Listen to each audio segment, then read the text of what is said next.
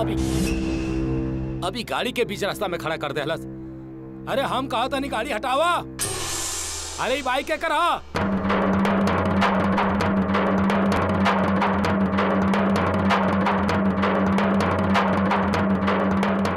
के गाड़ी आई? गुड्डू शुक्ला के। अरे हटाओ करा के यहाँ से। ना हटी। अरे हमके पता बा कैसे हटी। बोल दिया गुड्डू शुक्ला के कि गाड़ी ऐजा खड़ा करा करे, समझला? जा जा। अरे कहा चला चला जाना तो काम के है। रज्जू पांडे नाम हमार। भैया के मालूम पड़ी ना, चारों चक्का के हवा निकाल दी है। अरे क्या मालूम होगी भैया के? मोहल्ले में कैरम सेंटर खोल के रख ले बाड़े गुड्डू शुक्ला के भाई। और देखनी तो हाथ जैसे। जा।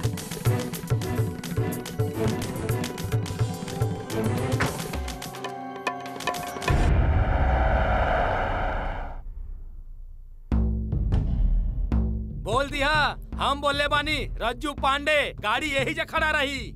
जा। पहचानत नहीं के गुड्डू शुक्ला के। एक सब है निकाल दी है। अब सबसे पहले हमारी बच्ची का ब्याह हो ये इस घर में।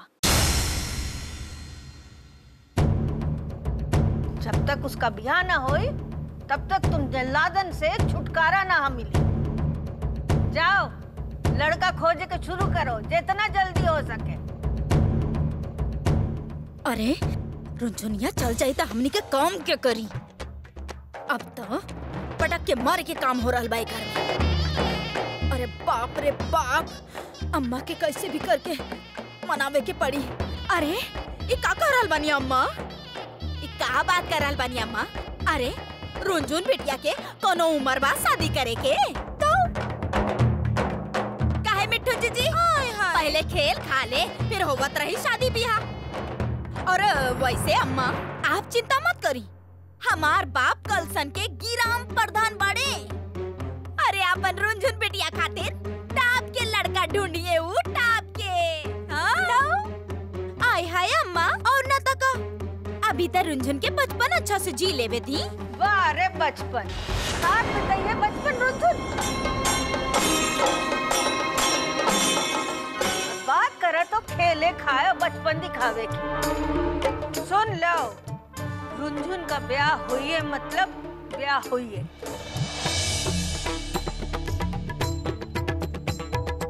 अब ईमा और कोनो बात नहीं सुनिए।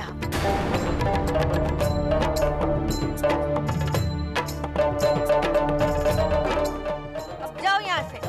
अम्मा हमने क्या बात तो सुनी अम्मा। कलसन वाली तुमका का कम समझ आवत है?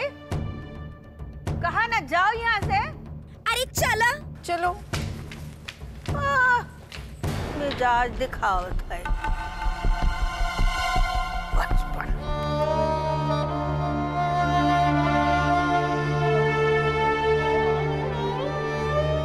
अम्मा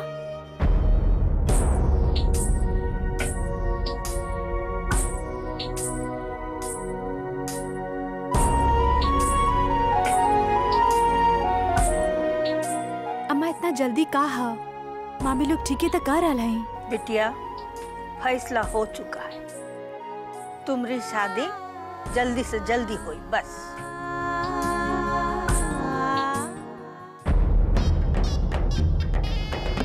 बुढ़ल जान फुटल हड्डी वो जारी करी है फरमान। का भइल कलसन वाली, कौन बात के गुस्सा दिखावत बारू? तरह से का मतलब बे? हाँ? और वैसे भी तरह से बता के होई का?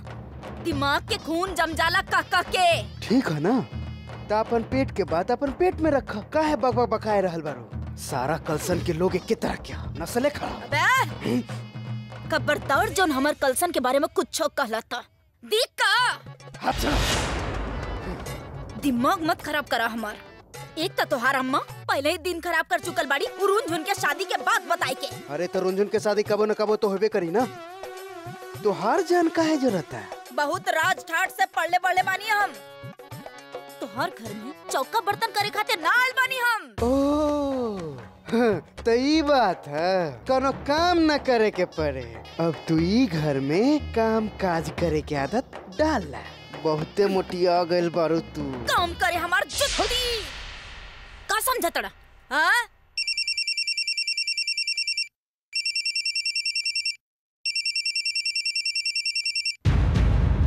और हमरा से ज्यादा बहस न करत। हमके पता है तू अपन बाप के यहाँ का कर दे।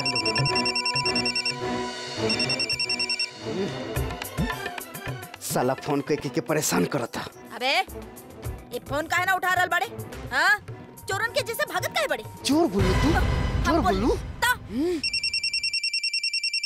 क्या कर फोन बा? हाँ? जी क्या कर फोन बा बे? कोनो उधरिया का तो नहीं खे? अरे कौन उधारी ना हो? फोन रखो। तो फिर जरूर कोनो कांड करल होई बा। अरे कौनो कांड न कैले। गुड्डू शुक्ला पैसा मांगा था। अरे गुड्डू भैया आ गए, गुड्डू भैया आ गए।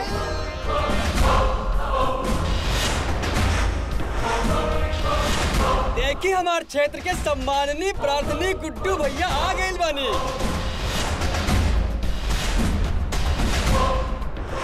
तो सुनिए ध्यान लगा कि जब इस झब्बुआ के देखी अरे का कर रहल बाड़ा यहाँ का कर रहल बाड़ा?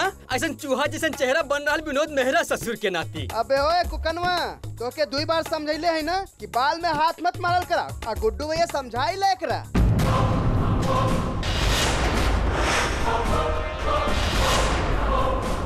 लाइन लगाओ। अरे चल रे लाइन लगाओ। अबे लाइन लगावा। तनी धक्का लगावा। ए चल अबे हटा रिक्शा। आगे चला। हाँ तू ये नहीं लगा। आराम यही लगा। खड़ा हो जाए भैया। अब सीधा चलिए इधर वाली गली। चलो। रुक। ओए कौनो नहीं ली यहाँ से। अबे कुक्कन तू लुल बारा यार।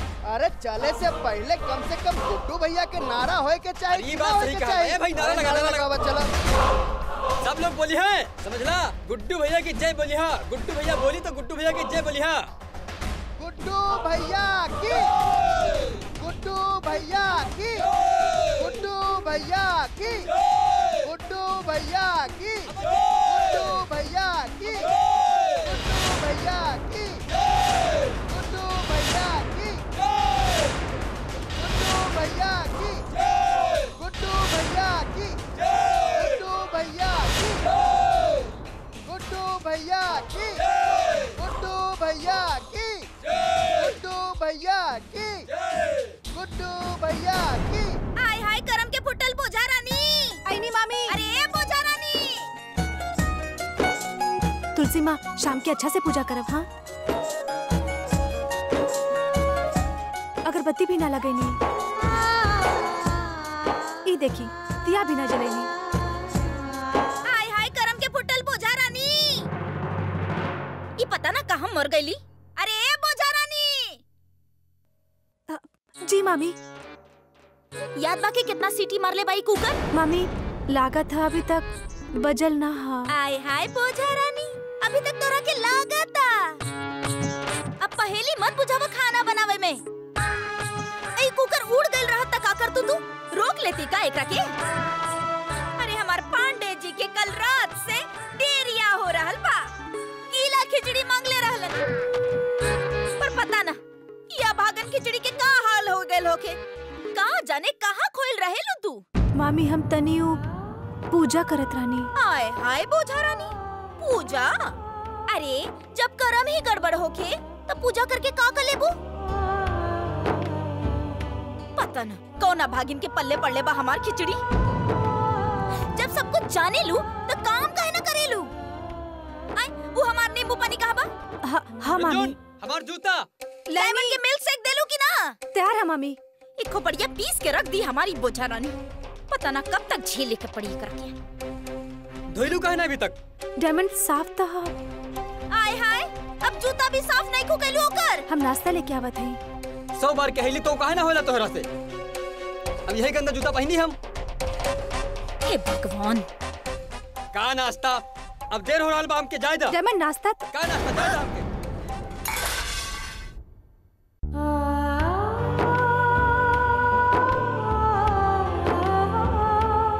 हाय हाय बोझा रानी अब करा देलू ना नाश्ता डायमंड के। अब एगो काम करा तू हो आराम से बैठ के खा ला। मन भर गइल तरह के। अरे अब खड़ा खड़ा मुंह काहे देख रहल बाड़ू? कपड़वा इस्त्री के करी जाके कर। हम आज एगो स्पेशल घोषणा करल चाहत हई। सब लोग दोबारा जोर से इकट्ठा होके बोलब, नारा लगाई, बोलब गुड्डू का टेम्पो आ रहा है, गुड्डू हमार भाई है, गुड्डू का टेम्पो है, गुड्डू हमारा। का हो रहा है दीदी? कुछ ना गुड्डू की ड्रामा बा। जब भी बाजार आवा एकर कोनो न कोनो तमाशा होते रहेला। बहुत अतरंगी बा गुड्डू शुक्ला। गुड्डू भैया की, गुड्डू भैया की जय। अभी उठा लो गुड्डू भैया, तुम्हारा ही फोन है। बलबे रख बे, हम बात कर ले बा। ए गीता कम्मा, फल ठीक से लगाइयो, छूटे ना। अम्मा हाँ? तू सर पे तेल लगैलू? अरे नहीं छोड़ो। का ना लगैलू? काहे ना लगैलू? तू हो ना अम्मा, अपन बिल्कुल ख्याल ना रखेलू।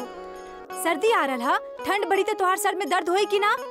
लावा हम लगा देते हैं। अरे भैया हम स्नान कर चुके हैं, अब कल सुबह नहाने के पहले लगा देना। अभी तुम बैठो, हमरे पास बैठो, तुम बैठो हमारे पास, बैठो। ला बैठ गई नी, अपन पाँव दा। अरे हम कह रहे बैठो चुपचाप। बैठल ता है, बोला। देखो बिटिया, काठ की हांडी बार बार चूल्हे पर नहीं चढ़ाए जाते। अरे बूढ़ा शरीर है, दर्द वरद से निजात कहाँ मिली है? ये सब बात मत करा, बस हमके दबावे दी। इतना जिद ठान ली हो तो करो, खुश हो।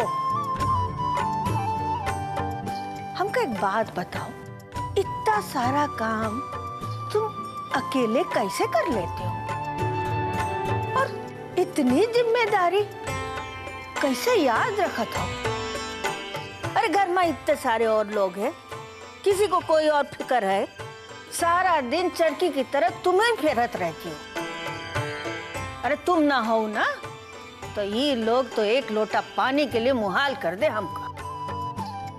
बिटिया, कल को जब तुम चली जाई हो तो हमका अपन काम खुद ही करे के पड़ी ना। काहे हमरी आदत बिगाड़त हो? फिर वह बात अम्मा, तू देख ला, दोबारा तू हमके भेजे के सोचनी ना तो फिर हम तोरा से कबो बात न करब। अरे अम्मा, ये घर हमार आपन है ना, बचपन से हम यही रहनी हा, इस सब लोग हमारा अपन हा। काहे छोड़ के चल जाए? हम ना जाए। जानबूझकर पैर पे कोई कुल्हाड़ा मारता है बिटिया। ये जो तुम्हारे मामा है ना, मामा लोग, कंस मामा, पत्थर का दिल लेके पैदा हुए, ना ही पसीजे। अरे काम करा करा के निचोड़ डनी है तुमको। अम्मा, तू इतना काहे परेशान होवेलू हमार खातिर? हमके एगो बात बतावा, अगर माँ जिंदा हुई तो वो भी तो ये चाहती ना कि हम सब काम काज सीख जाएं, तो बस हम उहे तक कर रहे हैं। अरे माँ बाबा की जगह मामा मामी बाड़े ना, हम काहे छोड़ के चल जाएं सबके? बिटिया, तुम्हारी अम्मा जिंदा होती ना तो तुम्हारी शादी कराए देती। अब हमो ये चाहत है। ई देखा, फिर शुरू हो गई तोहार शादी के रामायण। हम गीला गमछी लावत हई, तू अपन पैर पोछ लिहा, हम कपड़ा प्रेस करब। हम जानत हई तुम्हारा दिल बहुत साफ है रुंझुन बिटिया, लेकिन तुम इन कमीनन की मनसा न समझ पाई हो। उन सब के इतना खराब व्यवहार करे के बाद भी तुम्हारे मुंह से उन लोगों खातिर अच्छी बात निकल रही हो। हमका माफ कर दे बिटिया, हमका माफ कर दे। तुम्हारे भोलापन की वजह से हम तुमका ये सच्चाई नहीं बता सकत हो कि तुम कितना भाग्यवानी हो। जिस घर में तुम जाइयो उस स्वर्ग बन जाइए, और ये बात तुम कौनों से छिपा नहीं पाई हो। और अगर ये बात तुम्हारे मामा मामी को पता चल जाए तो तुम्हार पहले से ज्यादा बुरा हाल कर देगी।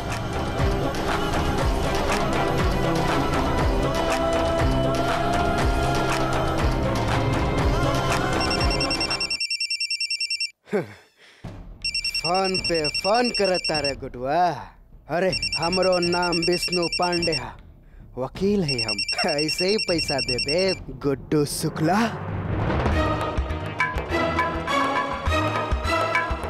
कोनो टेंशन बा का? ससुर विष्णु पांडे पैसा नहीं खे देत बे। ये विष्णुआ की तो ऐसी के तैसी भैया, एक बात नहीं पगला गई वाली भैया, हम ठोकर में मारा जाइए अभी वो। काम करत है, आज एकरा घर में चलत है, आई फोन उनके चक्कर करी खत्म, तभी ओकरा पता चली केकरा से पंगा लेता। चलत है अभी, आज ही क्रियाक्रम कह के आ जाते बस, और कुछ हो ना। आज ना भैया ओकरा, आज ओकरा हाथ में झुनझुना पकड़ा के ही आईब, तब उस साले के पता चली कि हम कौन चीज। चलो बे।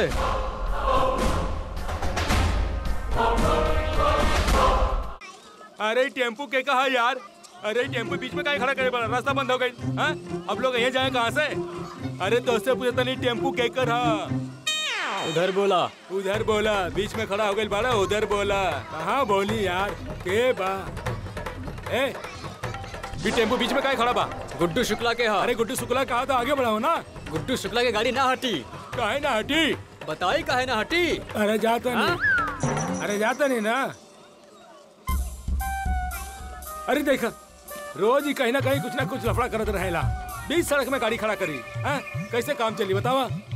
मामा अरे ठीक भाई रख दा, ना तो ऊपर चढ़ के रखवा दे तू। अच्छा ठीक बा, जा दूसर वाला लिया हुआ जनवा के घर में रखल बा।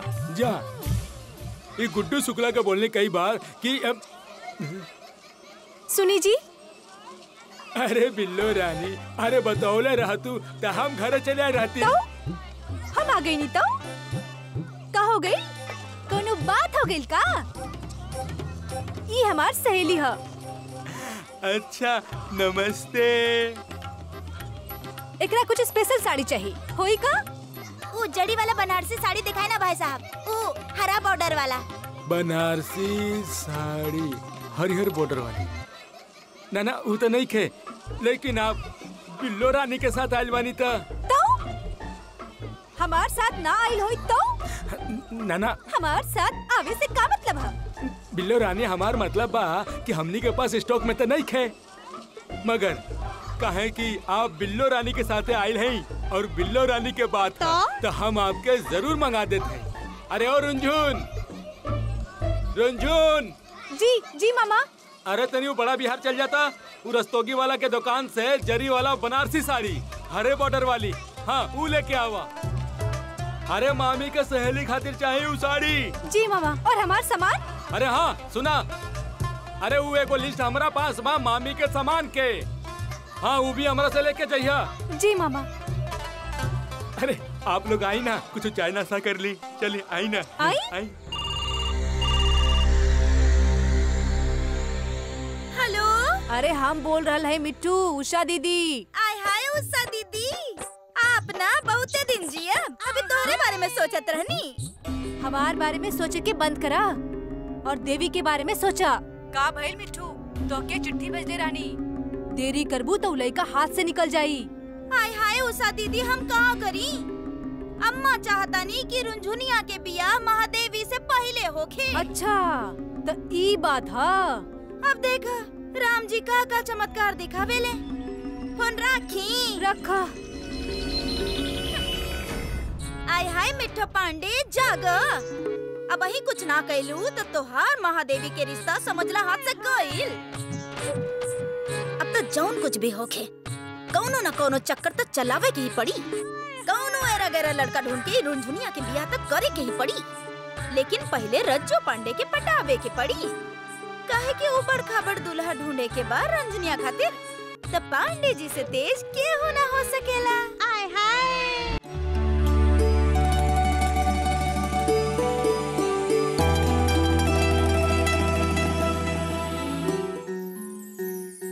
देरे से सही, मगर आज दूर के देख रहल बानी भैया, रुंझुन जो आज सड़क से निकलल है, लागत है कहीं दूर ही जई है।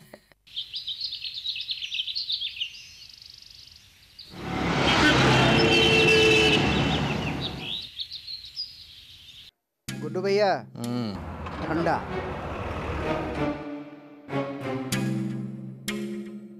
ऐसे एगो बात बताई, ई कुकनवा कहाँ गायब हो गए बाजार से? चैन चढ़ाओ बे। गाड़ी के तो चैन चढ़ल है। बेटा जब्बो मोटरसाइकिल के चैन के बात नहीं की करत, अपन दिमाग के चैन चढ़ाओ। हम जो सोचत नहीं ओकरा अपना दिमाग से बताओ कि विष्णु पांडे से पैसा कैसे खींची बे। भैया भैया कचहरी जाके आए रहल बानी, विष्णु साला जाइनी है ना। अरे विष्णुआ ना आयल तो कर तखत और तामझाम उठा के ले आयल रहता, खुद ही साला शाम तक आ जाई। अबे जब आयल है ना तो तखत कहाँ से उठा के लेके आई हैं?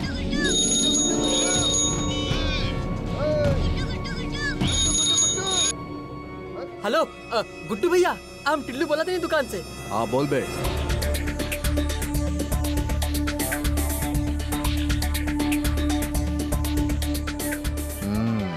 चल रख।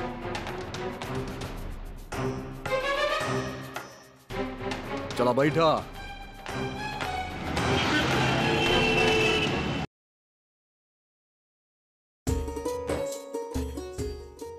अरे यार इनकर पुराना ऑर्डर भी रखल बा, वो भी दे दो। बिजी आदमी जे ठहर ले।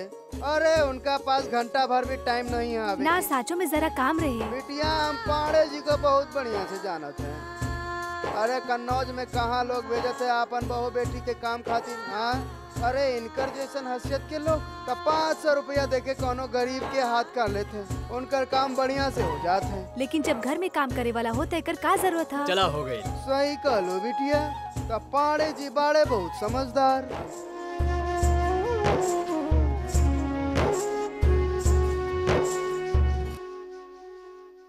Rickshaw rickshaw.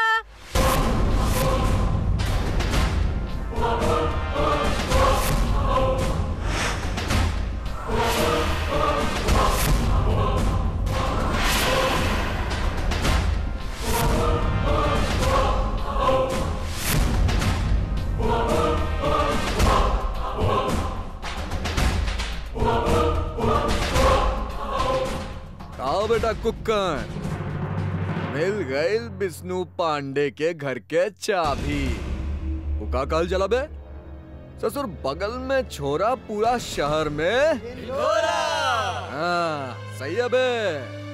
अरे नहीं बे, छोरा नहीं कंप्लीट छोरी। विष्णु मामा के भांजी करिए अब हमार पूरा काम शान से।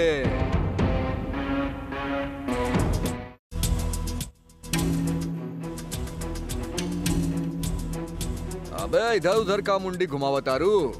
चला जो कहा था नहीं करा। फोन लगावा। लगाओ भाई फोन लगाओ।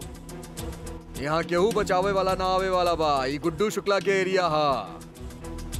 अरे सुनाई ना दे रहा का? आकी कान में जू रेंग गई ल। 3 बार समझे नहीं। चल चल लगाई फोन लगाई। अरे सुनाई नहीं के देत का? फोन लगावा चला।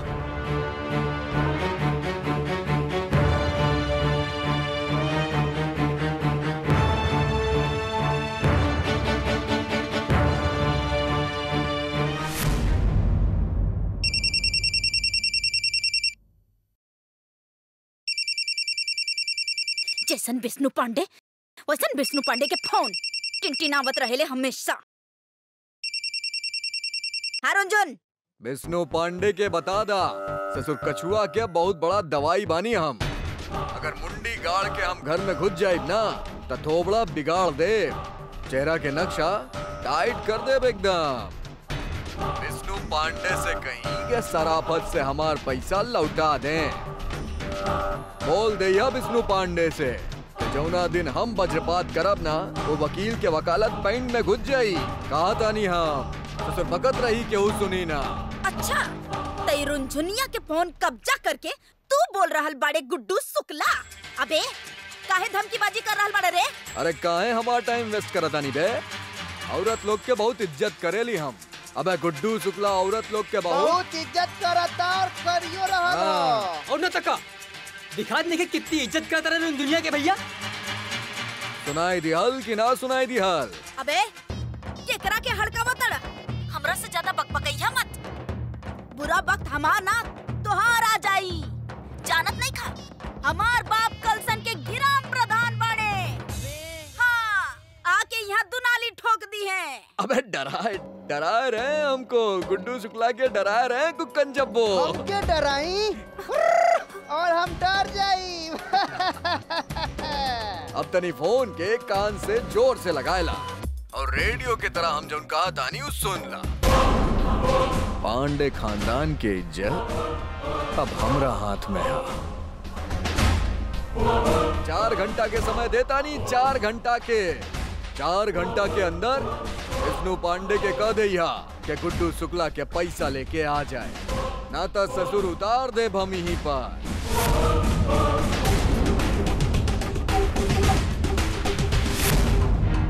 सुना बे, जाके बोल दे यहाँ अपन विष्णु मामा से कि हमार पैसा सराफत से लौटा दे। कहें कि एकरा बाद हम बोलब ना, सीधा कर देब। समझ लू के समझाई बे। चला तानी।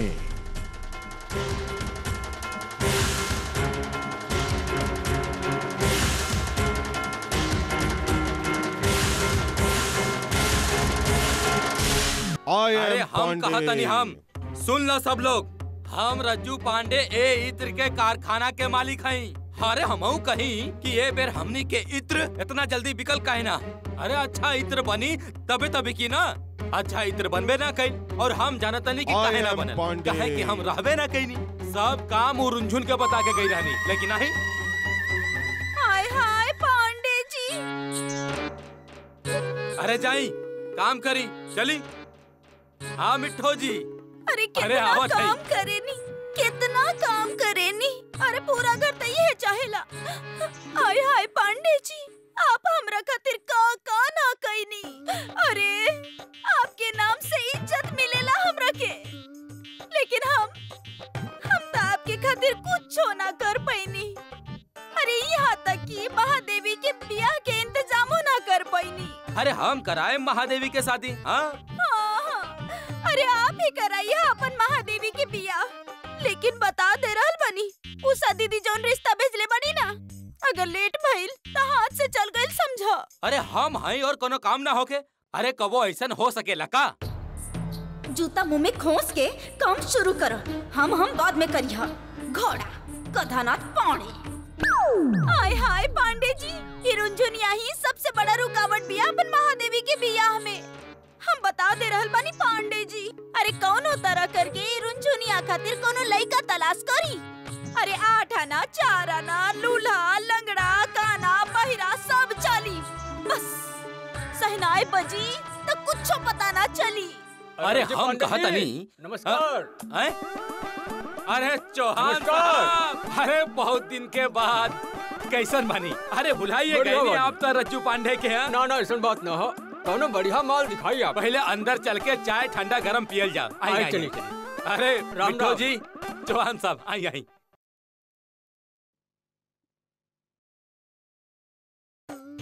अरे नाश्ता भेजवावा। बैठी चौहान साहब। अब कुछ अच्छा माल दिखाई। अरे हम कबो आपके गलत चीज दिखावे नहीं।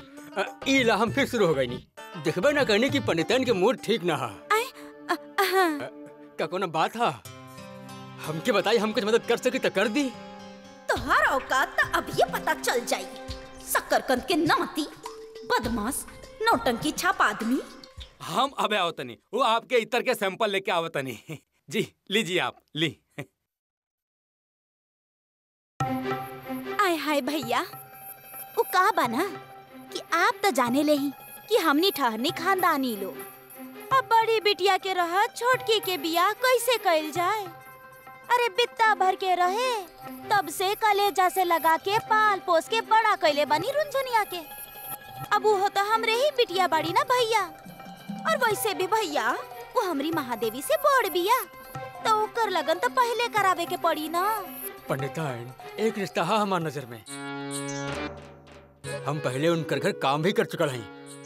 बहुत पैसा वाला बा, अच्छा खासा कारोबार फैलल बा उनकर। भगवान की दया से कोनो चीज की कमी ना हो उनके घर। तिजोरी तो ऐसा भरल बा जैसे लक्ष्मी जी के पुटिया ले ले बानी। जब इतना कह देनी तो एक बार हमार भी सुन ला। लड़का तनी गुस्से वाला बा, गुस्सा में आए के अपन पिछला जोरू के जलाई दिले बानी। कोर्ट में केस चल रहा है, बस यह से अड़चन आ रहा बा शादी के, बाकी और कोनो परेशानी ना है। हाय भैया, अब कमी तो हर इंसान में होखेला। इहो कोनो कमी बा। अब वैसे रुंझुन खातिर ये रिश्ता बहुत सही रही।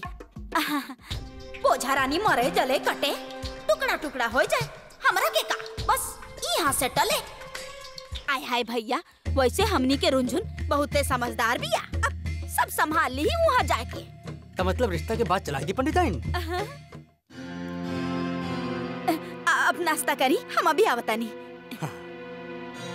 आय हाय पांडे जी, घर बैठे बिठाए इतना अच्छा रिश्ता मिल गई। अब जल्दी से पक्का कर लो ये रिश्ता। हम सब समझता नहीं मिट्ठो जी, हम जानता नहीं कि रुंझुन के शादी हमनी खातिर कितना जरूरी है। आय हाय पांडे जी, अब ज्यादा बखेड़ा मत खड़ा करा। मिल रहल बा रिश्ता तब बस जल्दी से पक्का कर लो। मन तो कर रहल बा कि 10 लाख खींच के मारी तहरा के, बिना लात खाए हिल ना सकेला। लतखोर बड़ा तू। आय हाय पांडे जी, अब चली भी आई जल्दी। हम का कहत रहनी चौहान साहब, ई रहल आपके माँ। चौहान साहब, हम कहत रहने कि आप उ लोगन के यहाँ अरे पांडे निवास में आज शाम के निमंत्रण देते हैं। हाँ जी, बहुत अबे हीरोइन, ई कुलक्षण कुल के नाम डुबा देले बड़ी। कलसन वाली, शांत हो जाओ। अरे चौहान साहब, घर गृहस्थी में तो ही हो जात रहेला। अच्छा तो फिर हमके आज्ञा दी, हम उनका शाम के ले आवता नहीं। तुम लोग जाओ, बाहर जाके काम करो।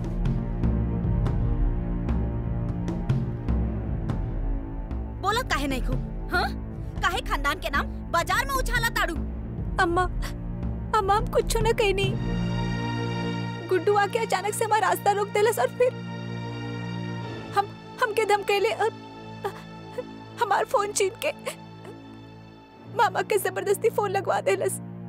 हम इतना घबरा गए रहने कि हम कुछ बोल ही ना पाईनी। चुप करा, ज्यादा चोचला मत करा। सब समझता नहीं हम, सब समझता नहीं हम। और मजाल तो देखा ही पैतरा बाज के वो गुड्डू शुक्ला जैसन लफंगा के हाथ में अपन मोबाइल दे देली और हमरा के धमका रहल बाड़ी। हमरा के, गिराम प्रधान के बेटिया के। देखा, कान खोल के सुन लो, कलसन वाली से मत उलझा, बता देता नहीं ना तो पांडे खानदान के नाक कटावे के पहले तो चुटिया काट के माटी में गाड़ दे। कलसन वाली, चुप्पे हो जाओ, नहीं तो तुम्हारी चुटिया काट के माटी में गाड़ दे। हाथ पांव धो के पीछे पड़ गए रुंझुनिया के। हम सब जानत है कौन ही कुल का नाम माटी में मिलात है। देखा अम्मा, तू एकर कैला पर नीपा पोती मत करा, पर्दा मत डाला। अम्मा, तू समझ काहे न रहल बाड़ू? कल के एकरा के पराया घर जाए के बा और आज ही छिछोरा मर्द लोग के साथ घुमतिया। और अम्मा, तू हमरे के चुप करा रहल बाड़ू? ए लड़ाका, इतना ही समझदार हो तो अपने मर्द का काहे नहीं समझा ले? उसी का किया धरा है, सब जानते हैं हम। फसाद के जड़ बिस्नुआ है, बिस्नु पांडे। अरे पांडे खानदान का नाम वही तो खराब किया है। कर्जा खा के बैठा है बदमाश। कह दो तीरंदाज से, जौन दम पर कर्जा लिए हो वही दम पर कर्जा भी लौटा दो, तभी हम जानिए कि तुम ग्राम प्रधान की बिटिया हो। देखा अम्मा, तू हमारे बाप के बीच में मत लावा, अच्छा ना होई। ई मनहूस न जाने घर में का अनर्थ कराई। आय हाय कलसन वाली, अब बस भी करा। हम तब से देखा जा रहल बानी, तू एक रस्सी कसल जा रहल बाड़ू तो कसले जा रहल बाड़ू। फांसी तो हम चढ़ाई बेकरा के। रुंझुन बिटिया, रोवा मत, कमरा में जा बेटा, कहनी ना जा। जी आज गिरगिट जैसन रंग का है बदलता नहीं। चलो रुंझुन, जा।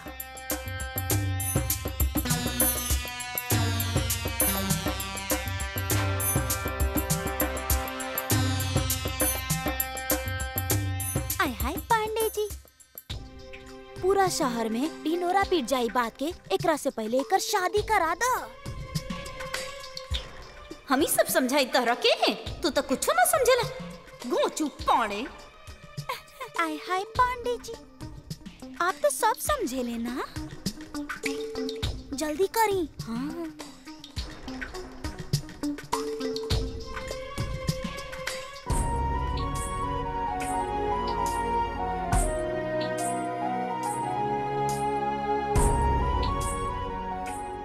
बिटिया, बिटिया, ये काहे रो रही है? हाँ? अरे वो कलसन वाली लड़ाका है, लड़ाका, झगड़ालू। वो अपने मर्द की ना भाई, तो तुमरी का हो जाएगी? तुम तो हमारी रानी बिटिया हो ना। हम ना चाहते कि घर में हमारी वजह से क्यों परेशान होए। अम्मा हम जानबूझ के कुछ ना कहीं नहीं। वो गुड्डू शुक्ला अचानक ही आ गई। हम का करी अम्मा? कलसन वाली मामी के लग रहा कि अभी सब। तुम ध्यान नहीं दो इन लोगन की बातों में। रोई रोई के अपन आंसू बर्बाद करे के कोई जरूरत नहीं।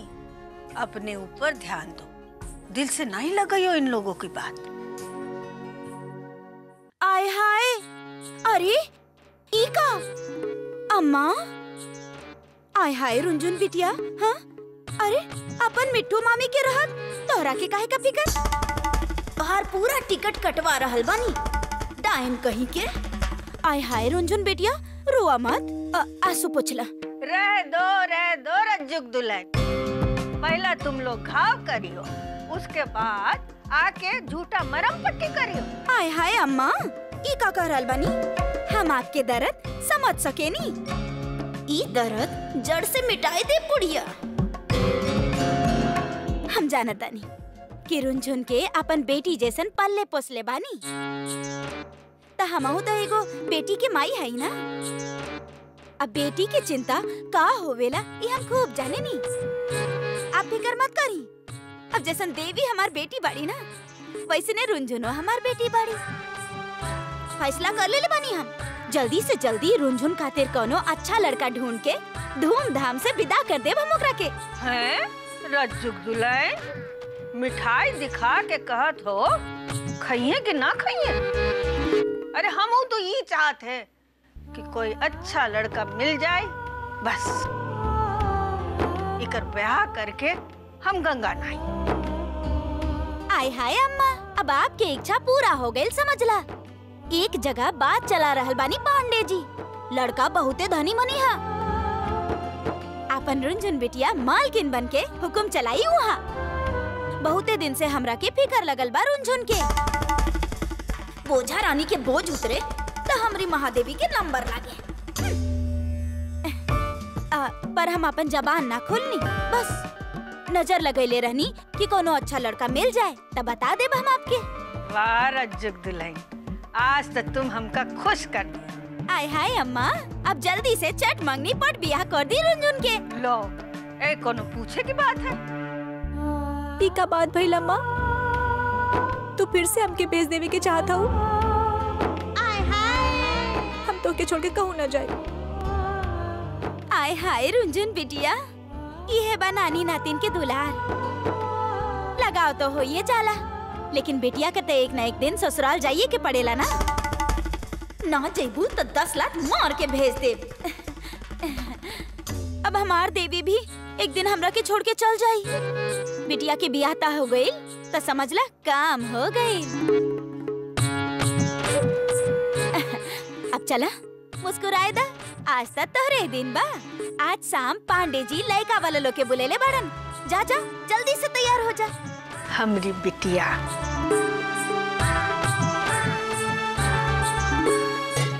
अरे सबक की जीवन के सुनबू और समझबू तो फायदा में रहबू। तू समझ लू, कानून बना ले तू एकरा अपन। देखो जीवन में केकरो पर भरोसा ना करे के, और हम तो कहत हैं अपना आप पर भी मत कर तू। हाँ अरे हमार जीवन के सार है, समझ लू। तोहरा सार जाए हमार एड़ी में। अगर तू इतना ही अच्छा रहता तो घर में सड़े ना पड़ी हमरा के। हमरे बाप कलसन के गिराम प्रधान बाड़े, वो बुद्धि ना खराब हो गई जो हम तोहरा बात पर भरोसा करी। अरे ना भरोसा करे के तो मत करो, अरे तू ही पछताइबू। सीता मैया ना राम जी के बात पर भरोसा ना कैले रहे, उठा ले गेल रहे रावण। एकरा तो रावण न उठाई। अबे अबे तो का तू अपना आपके राम समझताड़ा? हम तो मुँहे न लागल चाहते तोहार। साला हम फोन भूल के चल गए रही हैं, फोन ढूंढा हमार। देख विष्णु पांडे, तू जौन काम करेला ना ओकरा से हमार खोपड़िया बहुते गरम हो जाला। पहले हमार बात सुना, आई फोन छोड़ के काहे चल गइल रहला? तोहरे वजह से गुड्डू शुक्ला हाथ कर देले बा। खोपड़ी पर भन भन कर रहल बा उ हमार। बात सुनो, सुना हमार बात। पहले रुनझुनिया के फोन छीन के तोहरे फोन पर फोन करके अनाप शनाप कहला। अब हमरा के धमका रहल बा। हमार बाप कलसन के ग्राम प्रधान पड़े। पता है तोहार बाप कलसन के ग्राम प्रधान है। ज्यादा बकवास मत करो, फोन ढूंढा हमार। अबे इतना बात सुन के तो हमार कलसन में हमार बाप अब तक मोहल्ला में आग लगा दे रहे। अरे छोड़ो ये सब, अब जा हमार फोन ढूंढ के लाओ। साला फोन, इला फोन, अब मरा। और हाँ, अगर दोबारा गुड्डू शुक्ला के फोन हमरा पास आ गई ना तो तोहर थोबड़ा हम हथौड़ा से कूच डालो।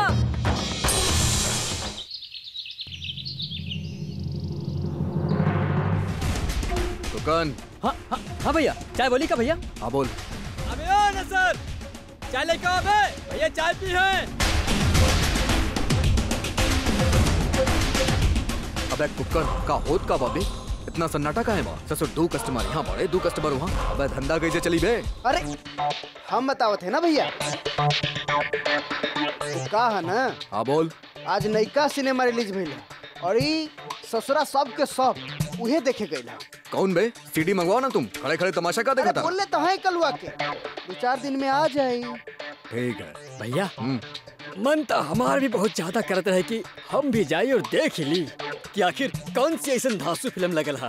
अबे तो गईले का है ना बे? का करी, मन मार के बैठल है ऐसे। अबे काहे मन मार के बैठल बड़े बे? देख रहा भैया, 4 आने की बोहनी ना हो, सब उधार उधार खेल रहा है ऐसे।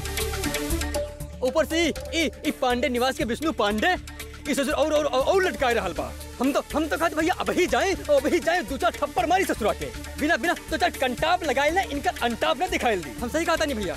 कुकन बैठा यहाँ, शांत हो जा।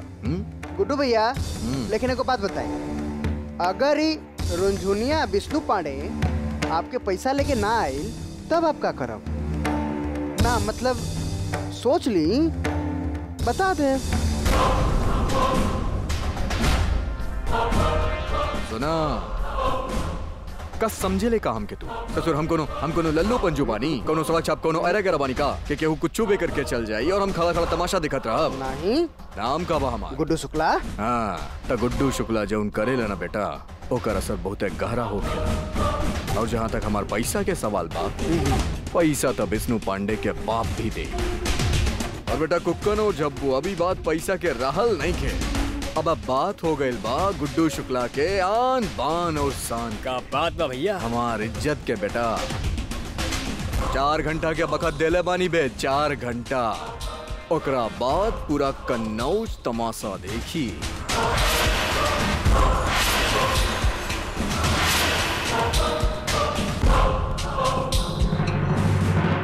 बिटिया, इमा तो कोई कपड़ा ऐसा नहीं है जो पहन सको शाम को।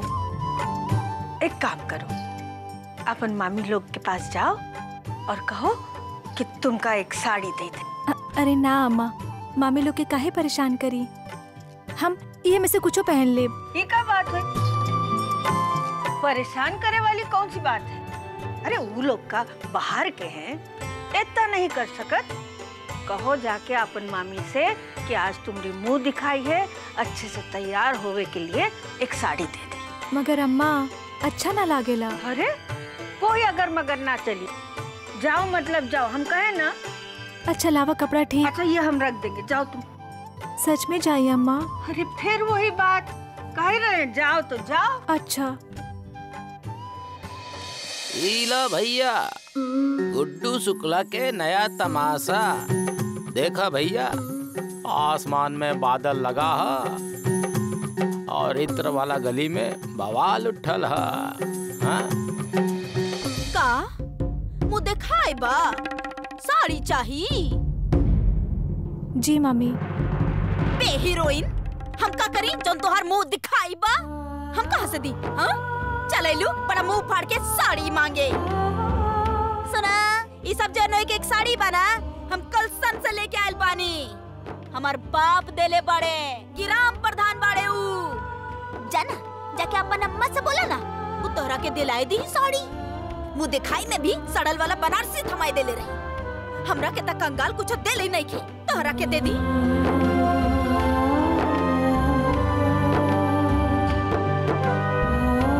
अबे जाना।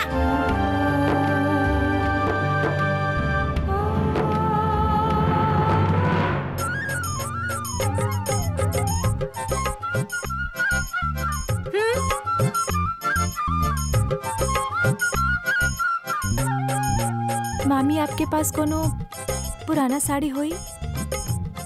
शाम के पहने खातिर चाहिए। ताऊ? साड़ी चाहिए ताऊ? हम का करी? पहले काहे ना बोललू? अभी हम कैसे दे दी? अभी तसन कोनो साड़ी ना हा जो तू पहन सका।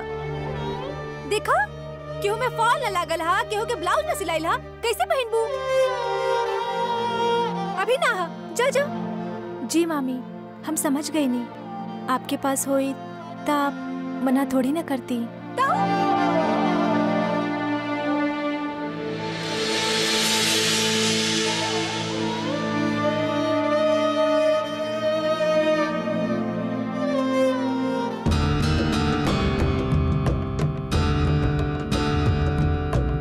आय हाय रुंझुन बिटिया, तू तो हर कपड़ा में सुंदर लागेलू। उ का बना, हमरा पास तो अच्छा साड़ी हो ही ना, सबके सब पुरान हो गइल बा। अब हो ही ना तो कहाँ से दी? समझ गइलू ना बिटिया? जी बड़ी मामी, कोनो बात ना, हम काम चला ले। आय हाय मिठो, कुछ तो करे के पड़ी। बोझा रानी शाम के सुंदर ना लगी तो केहू पसंद ना करी एकरा के। आय हाय रुंझुन, अरे सुना, रुका तू, हम कुछ करता नहीं। देवी, ए देवी, जल्दी से जाएगो बढ़िया वाला सूट निकाल के लावा रुंझुन खातिर। हमारा ड्रेस अगर खराब हो गई तो? बड़ी मामी रहे दी। तू रुका रुंझुन। देवी, तोहर दिमाग में भूसा भर गेल बा का? एक मुक्का मारम ना तो तोहर दिमाग हरिया जाए। हम तोहरा से कनी की रुंझुन खातिर एगो सूट निकाल के ले आवा तो लेके आवा। देवी, हम तोहार ड्रेस खराब ना करब, जैसन है वैसने वापस कर दे। अब जा। बड़ी मामी, आप हमार मुश्किल आसान। आय हाय रुंझुन, अब ज्यादा खुश मत होवा। बाहर ना इतर भरे वाला बहुते मजदूर बैठल बड़े, उनका की जरा चाय पानी पूछला, ओकरा बाद सजिया सवरिया। जी बड़ी मामी। अब जाइबू कि मुहूर्त निकलवाई?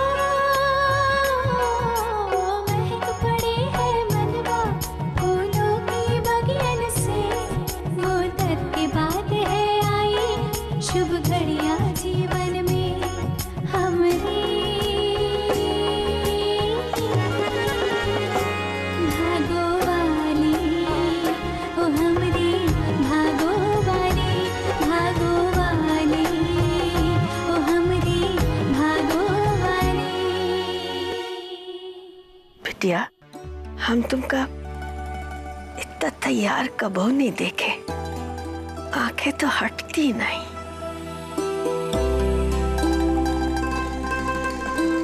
आज दुल्हन दिखाई की रस्म माँ, लड़के वाले खुश हो जाई हैं। आज हम बहुत खुश हैं, बहुत खुश।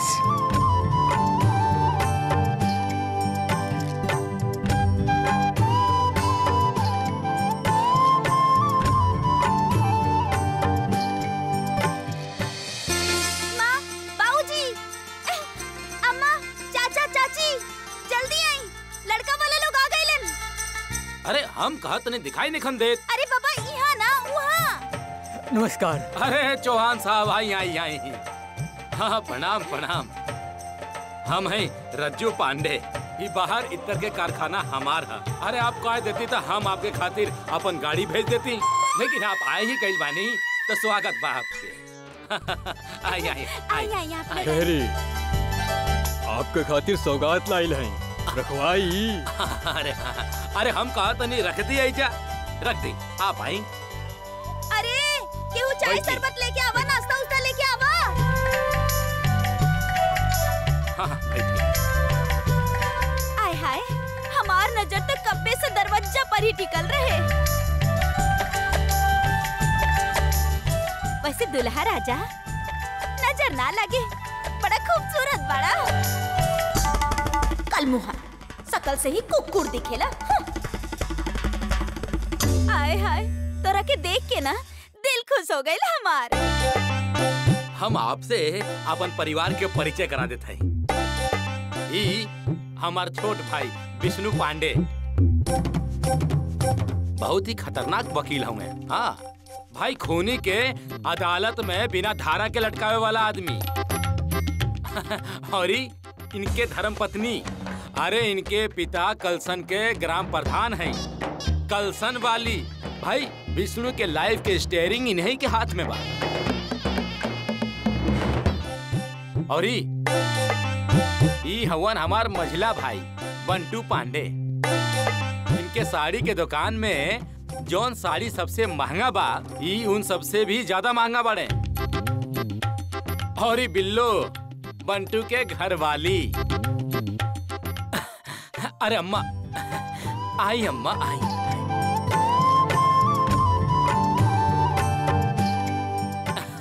और ही है हमार माता जी, हमार अम्मा। ई हमन दुल्हे राजा रुनझुन के, और ई उनकर माता पिता। ई ऊ है अम्मा जे इनके यहाँ लेकर आयल है। लेकिन अब जौन काम खातिर आयल बानी उ त कर ली। एक नजर हम अपन बहू के भी देख ली। बहुत सुन रख ले हैं उ लड़की के बारे में। अच्छा तो काका सुन के रख ले बानी आप हमनी के रुनझुन के बारे में? कलसन वाली। आय हाय, हमनी के बोझा। अरे हमनी के रुनझुन रानी तो लाखों में एक है। बंटू के दुल्हन जहाँ रुनझुन के लेकर आवा, या ओकरा के भी हम ही लेकर आए। तो भाई साहब हम बुलावत है ना। आवत है।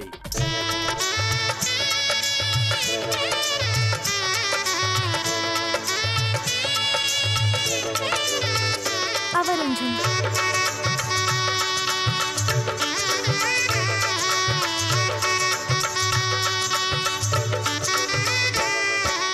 यहाँ हमार रुनझुन।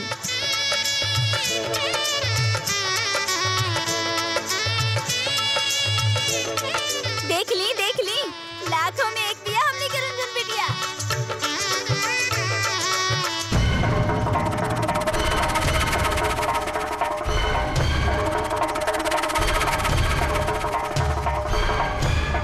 अब का तमाशा होत बबे?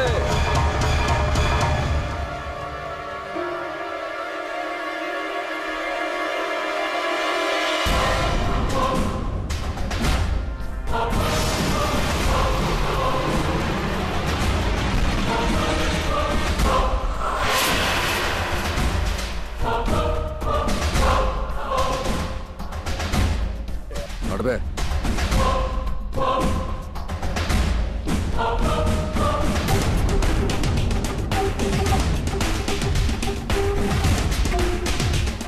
हम पूछे तनी ये सब का है गुड्डू शुक्ला? का अब बैठ जाओ, तुम्हारा अपन घर बा, बैठ जाओ बैठ जाओ। भैया बैठी।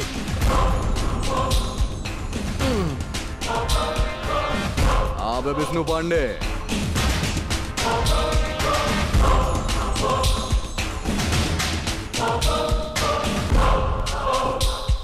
अरे कमाल करा था, नहीं चाय बा भैया घर में?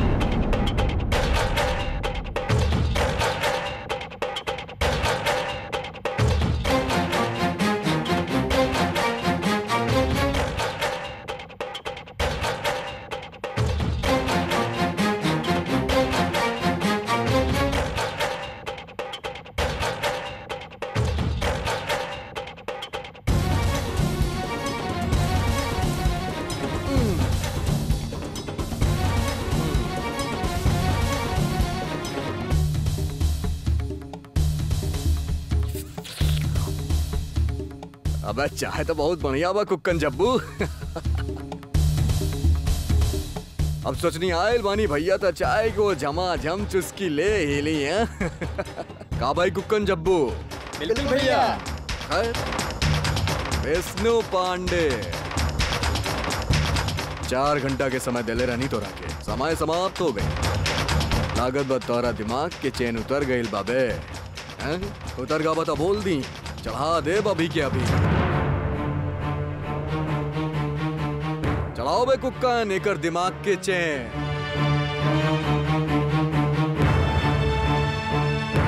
एगो बात बतेबा का तू लोग, इका पूरा घर के जुआन का नहाए गए का बे कि जब नहा धो के वापस आए एकदम चकाचक होके तबे कुछ बोलबो।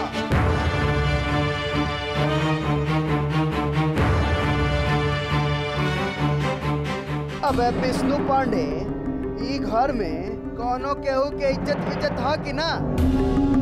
लेकिन देखो भैया, अगर हाँ तो पहले बता दा, बाद में कोनो शिकायत मत करिया। दिमाग घूम गए ना तो सब उल्टा पुल्टा कही दे।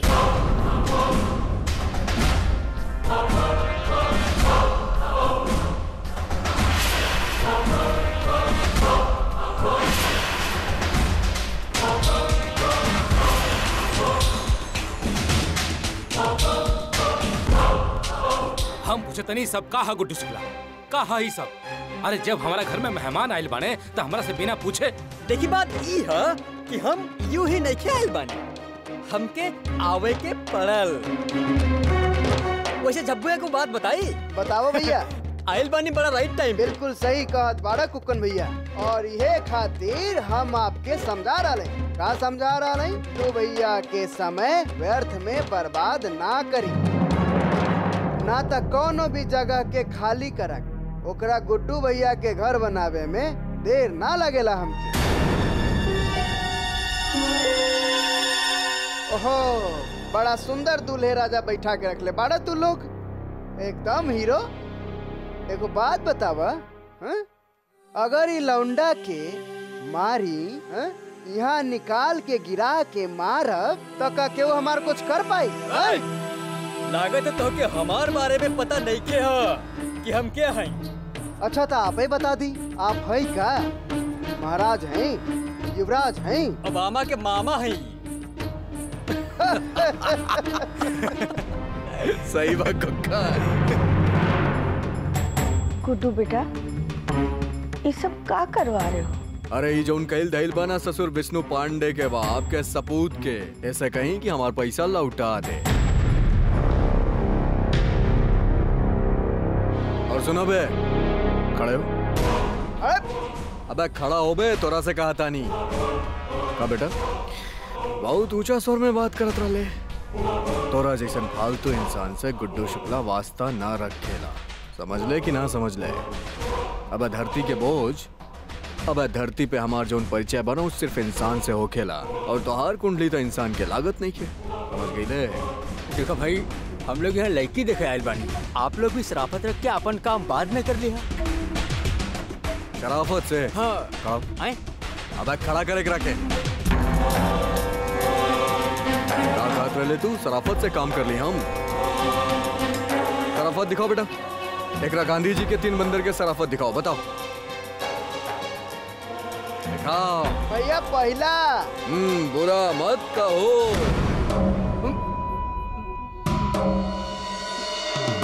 भैया दोसर। बुरा मत सुनो।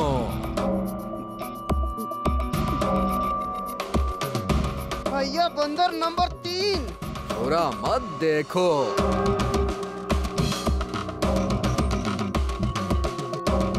सिखा दिली भैया सब कुछ टकलू के। सही बा, छोड़ दो। आंख देबे वापस। ला पहन ला। ससुर ज्यादा चूचा कैले ना तो सारा इतिहास भूगोल बाहर फेंक देव निकाल के, समझ ले ना। शराफत से बैठ जो, बैठ जो।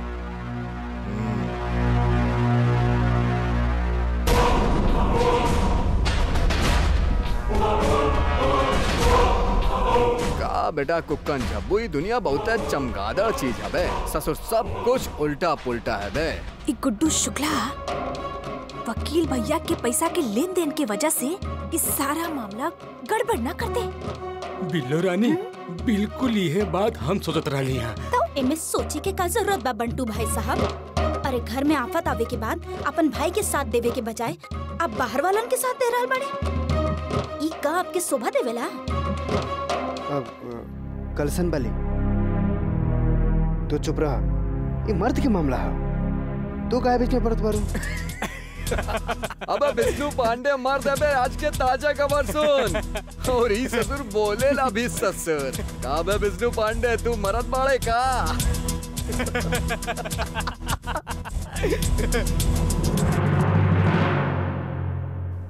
का बे दूल्हे राजा? का बे चेहरा पे कोनो प्रदर्शनी लगल बा का बे? बहुत देर से तुहार बकबक सुन रहल बानी। कुछ ऐसा ना करा कि हम तुहार नुकसान कराए दी। इज्जतदार लोग बानी हम, तुहार जैसन लफंगा नहीं खे। अबे इज्जतदार बाप के इज्जतदार औलाद। अबे हम अच्छा तरह से जाने ली तू का हवे। ससुर तो सूरत देख के पहचान गई लड़नी। साल के 6 महीना तू सरकारी घर में गुजारेला और बाकी का 6 महीना घर के बाहर पुलिस के डर से।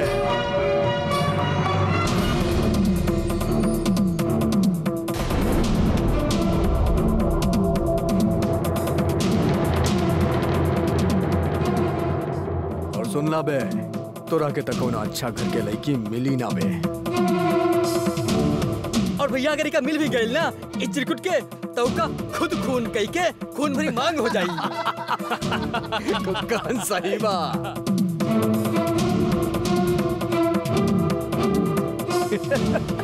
देखा हम बताए देते तो के। ई लड़का ता देखल लागेला। का बे बकरी की तरह मैं काहे कराता रे बे? ज्यादा उछला मत ना तो का कर ले बा? अरे तेरी तो ई तो उहे बा विष्णु केस के फाइल वाला। अरे एकर तो अखबार में फोटो भी छपल रहे। अरे बाप रे, एकरा पर तो केस भी चल रहल बा आपन मेहरारू के जला के मारे के। ओ सुन बे, बहुत आंख फाड़े के शौक बना तोरा के। ई जोन तहार जीप लपलपात बना दूसर बार हल्दी लगावे के हम अच्छा तरह से जाने ली। तोर तमन्ना हिजे के हिजे धरल रह जाई। फूंक देव तब पीला पड़ जाई बे। ससुर आंख फाड़े के बहुत शौक बना तोरा का बे दूल्हे राजा। अरे भाई साहब, कितना भी सज धज के शरीफ बन जा, लेकिन कलसन वाली तरह के पहचान ले ले बाड़ी। अरे हमनी के रुनझुन के कच्चा चिट्ठा तो पूरा दुनिया से पूछाइला, लेकिन पहले ही तो बतावा कि अपन मेहरारू के जला के काहे मारला।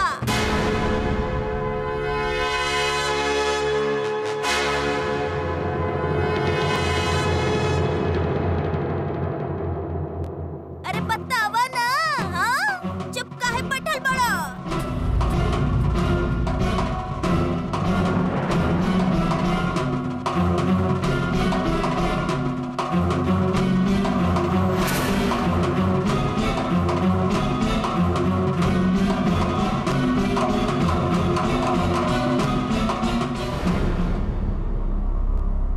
कलसन वाली, ये का कहा था? सच है का? हाँ माँ।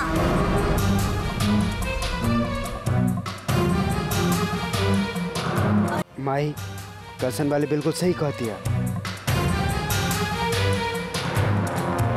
बात छुपाए के हमसे धोखा करना चाहते हैं, ये हम नहीं होने देंगे। और नाटक का मतलब क्रिमिनल भइल ना? हाँ दीदी। कैसे होई? अरे ये तो हमार रुंझुन के लायक हो ही ना। कहाँ हमार रुंझुन और कहाँ ई मेल ही ना दिख रहा है। और हम कहाँ झूठ बोली? बताई? हाँ? बताई मंटू जी। बिल्लो रानी, हमके डर लागत था तू इस सब में ना उलझा तो ठीक है। तोहरा कुछ हो गइल तो? मंटू जी डर गई नी? रज्जुक दुल्हन, ये सब का है? कौन है ये लोग? यहाँ कैसे आए? क्या पहली बीवी को जला दिए रहे? आए हैं अम्मा। अरे कुछ नहीं, ई गुडुआ हमारा और आपकी इज्जत उतारे के बाद अब मेहमान की इज्जत उतार रहल बा। बेटा, बहुत पता के बाद बता रहा है, गांठ बांध ला। गुड्डू शुक्ला नाम के चैप्टर जितना कम पढ़वा ना, नंबर उतना ही ज्यादा आई। ओह, एक खातिर कहा तानी पढ़ाई ना करा, बस भोर में त्राहिमाम जपा, ऊपर वाला से दुहाई मांगा, न तक कन्नौज के गली में गिल्ली बन के उछलत राबा। और सुन बे, ससुर बन्ना बने के बहुत शौक बना तो रखे, ससुर पतंग के कन्ना बना दे तो रखे, केहू हर से ढील दे तो केहू हर से खींची, लेकिन उड़ाई है सभे, समझ ले। आय हाय, ई गुडुआ सब करल कराइल पर आए के लागल नी पे।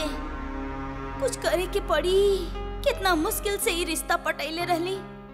आय हाय, कुछ गड़बड़ भइली रुंझुनिया के बियाह में, तो हमरी के देवी के बियाह कैसे होई उ 7 समुंदर पार वाला से। आय हाय गुड्डू लल्ला, अरे हमनी की विष्णु जीता सुबह ही से आपके पैसा वापस करे खातिर बेचैन बैठल रहले। हम ही उनका के रोक देनी, काहे कि आज रिश्ता लेके लड़का वाला आवे वाला रहले। ये सोच के हम कह देनी कि कल दे दी हा। खुशी के मौका बना लल्ला। कोनो तो खलावे आ गईली लकड़ बग्घा। लल्ला, अब हम मिठू पांडे हम कह रहल बानी तोहरा से कि विष्णु जी कल 12 बजे दोपहर के पैसा दे दी है। देखो, घर के बाद घर में, अब बाहर के बाद बाहर। हम कल आवत है ना तुम्हारा डब्बा, 12 बजे आवत है। 12 बजे? ओ विष्णु पांडे। हाँ 12 बजे आई। और सुना, लंगूर की तरह खाली हाथ मत आई, यहाँ पैसा लेके आई है, समझ ले। चलाता नहीं, चला बे। और सुना,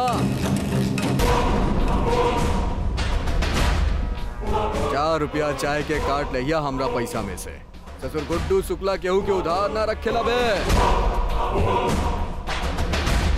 12 बजे ठीक हमरा अड्डा पे, ना 1 मिनट हर ना 1 मिनट ओहर, समझ ले चमगादड़।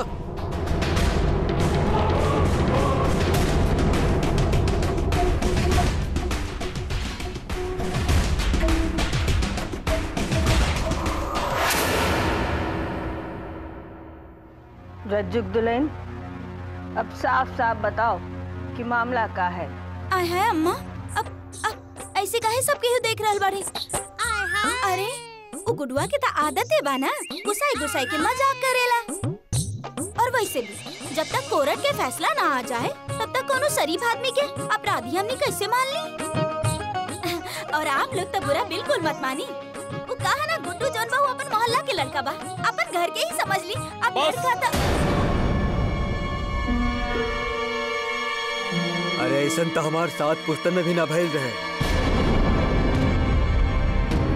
चला चला। आय हाय दूल्हे राजा, समधी जी, अरे कहाँ जा रहल बानी? अरे गुस्सा मान गई नहीं आप लोग? हो गई सत्यानाश। ई देखा, बैंड बाजा बजावे आई रहले दूल्हे राजा, ओके बैंड बजा दहलस गुड्डू राजा। गुड्डू कुछ करे ना करे, लेकिन ये काम बहुत सटक किए हैं। हाँ? अम्मा हम कह तुम्हारी हिम्मत कैसे हुई ये हत्यारे के साथ हमने रुंझुन के ब्याह के बाद चलावे की? आय है अम्मा, रुंझुन तो हमरी कलेजा के टुकड़ा पिया। अरे हम जानबूझ के ऐसा काहे करो? ज्यादा नादान बने का नाटक ना करो रज्जुक दुल्हन। तुम लोग सोच कैसे लियो कि वो नीच के साथ हम रुंझुन का ब्याह कर देवे?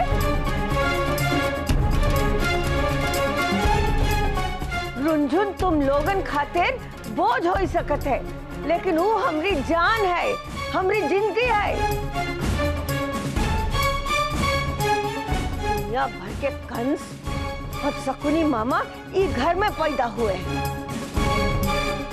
मामी का रिश्ता, लेकिन भीतर से अजगर। अरे कौन बचाए इनसे? ऐसा मत कही अम्मा। अरे आप तो हमार अम्मा बानी। रुंझुन के तो हम अपन बिटिया जैसन देखा था नहीं। आय हाय बुढ़िया रानी, तोहर अर्थी उठे के तो इंतजार बा हमरा के। आय हाय अम्मा, हमार विश्वास करी अम्मा, हमरा के कुछो ना मालूम रहे। अरे रहे दो, विश्वास करे लायक का छोड़े और रज्जुक दुल्हन। आय हाय अम्मा, झूठ बोली तो हमार आँख फूट जाए। अरे हमरा के तनियो मालूम रहत कि लड़का खूनी कतली बा तो घर में तक पूरा कन्नौज में ना घुसे देती। लेकिन अम्मा एगो सोचे वाला बात बा कि अगर लड़का शरीफ भी रहत तो का हो जात? कौनो हालत में भी ये रिश्ता ना हो सकत। ये सब विष्णु के करनी बा। विष्णु के करनी का कम बा? जितना चोर लफंगा बा सबसे तो उधार लेके बैठल बा। आज गली के कुत्ता भी अपना घर में आके हमनी सब पर घुरा के जाला। मिठो भाभी, आप बिना सोचले समझ ले इमे हमके काहे घसीटत है? आय हाय विष्णु, काहे ना कहीं तू गुडुआ से उधार ना ले ले बड़ा का? खबरदार, कलसन वाली के रहते कोनो भी गलत बात कहलत तो। अरे गिराम प्रधान के बिटिया बानी हम, इंसाफ पसंद बा हमरा के। और आज तक विष्णु पांडे साक्षात विष्णु भगवान वाला काम कैले बाड़े। अरे आप लोग तो ओकर शुक्र मनावा। अगर वो गुड्डू शुक्ला का पैसा ना लेते तो गुड्डू शुक्ला घर में कैसे आता? और अगर गुड्डू शुक्ला घर में नहीं खेवत तो पता कैसे चले कि लड़का क्रिमिनल बा? हाँ, करसन वाली बिल्कुल सही कहती है। ये हम कहते हैं गुड्डू के हम टंगवाए ना अदालत में। हाय हाय विष्णु जी, अब तो तू चुप पे रहा। जब वो आवल रहे तो सांप सूंघ गइल रहे तहरा के। कुछ हो के कलसन वाली, इतना मानबू ना कि आपके विष्णु जी गुडुआ से उधार ले ले बड़े। देखा मिठो जी, हमरा से ज्यादा उलझे की कोशिश मत करा, नहीं तो कलसन में हमरे बाबूजी के खून खौल उठी। और अगर हमार बाप के खून खौलल और उनकर दिमाग घूम गइल तो दुनाली निकल जाई। अरे एक बार में 4-4 गोली निकलिए एक ही साथ, ठाई ठाई। आय हाय, ठाई ठाई, वो दुनाली से 4-4 गोली। वैसे कलसन वाली, एक बात तो माने के पड़ी, भलाई के तो जमाना ही नहीं खे। हम तो चाहत रही कि घर की इज्जत माटी में ना ही मिले। ज्यादा फड़फड़ेलू मिट्टू जीजी तो तोहार दिमाग में हथौड़ा घुसेड़ दे। बस, ज्यादा चिल्ले हो तो दोनों के टेटुआ दबाएगी। अरे तुम सब कैसन हो कि हम अच्छी तरह जानत है। अब ज्यादा ना कहलवाओ। तुम सबका बस चले तो रुंझुन को तो चबा के खाई जाओ। ओकर जिंदगी बर्बाद करे पे तुले हो, ओकर खुश नहीं देखे चाहत हो।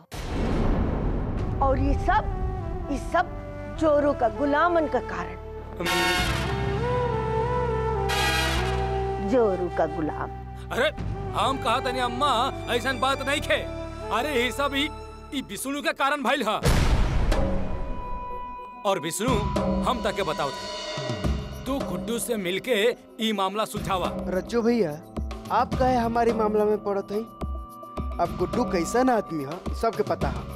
अब ओकरा कैसे अदालत में घसीटे के वो हमके अच्छा तरीका से पता है। अरे कुछ नहीं क्या पता तारा, कुछ नहीं क्या पता। अरे हम जानत हई हम वो गुड्डू शुक्ला के का हिम्मत कि हमनी के घर में आके हमनी के मेहमानन के और हमनी के बेइज्जती करे। एक घर में अब दोबारा ऐसा ना होके चाहिए विष्णु, समझ लो। कल सुबह वो गुड्डू शुक्ला से मिलके ये मामला के रफा दफा करावा। चला मिठो।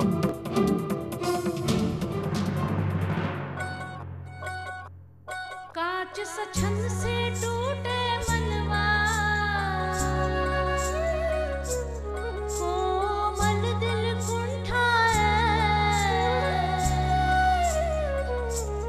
बंद मुट्ठी के पल अनमोल, रेत सब फिसला जाए। अपन भाग तो कैसे बदले, खुद को कैसे सुलझाए।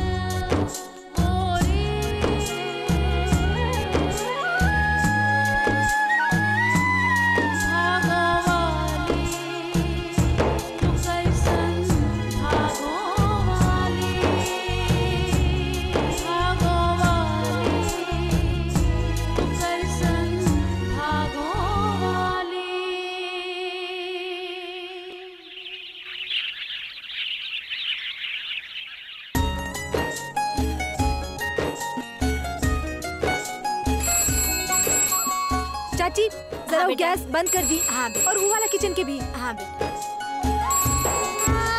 हेलो, हम लाखन मिश्रा बोला तानी हरदोई से। जरा अम्मा के फोन दे दा, बात करे के। हाँ लेकिन चाचा अम्मा तो आराम कर रहा है। अगर आपके कोनो जरूरी बात बतावे के हा तो हमके बता दी, हम उनकरा के बता दे। बेटा अम्मा से ही पूछिया, अंडा देवे वाली मुर्गी बहुत दिन से अंडा ना देला। वो मुर्गी जल्दी से अंडा दी कि नहीं, नहीं तो हमके मुर्गी काटे के पड़ी।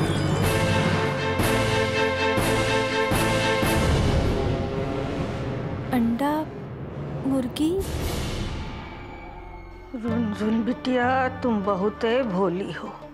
तुम का जनियो कि तुम्हारे मामा मामी कितने कमीने हैं, स्वार्थी है। अरे हमरे जीते जी हाल है तो मरे के बाद का होई? ये लोग तुमका खा जाइए। और अगर इन सबका ये पता चल गया कि तुम भागो वाली हो तो ये लोग तुमका बेच डालिए। हे राम, तुम ही अनाथ का सहारा हो, कैसे भी बेड़ा पार लगाई दो। अरे अम्मा, तू यहाँ बैठल हो, हम तो के ढूंढत रहनी। ये धोए वाला कपड़ा है ना? अम्मा, लाखन चाचा के फोन आयल रहे, तोहार बारे में पूछत रहे। लाखन का कहत रहा? कुछो ना, कुछ घुमा फिरा के बोलत रहे। हमार तो कुछ समझे ना आइल। घुमा फिरा के का बोला? मुर्गी और अंडा के बारे में कुछ बोलत रहे। बोलत रहे कि अम्मा से कह दिया बहुत दिन से मुर्गी अंडा ना देले हा, तब फिर मुर्गी के अंडा के इंतजार करी या फिर मुर्गी के काट दी। अम्मा, ई मुर्गी और अंडा के का चक्कर है?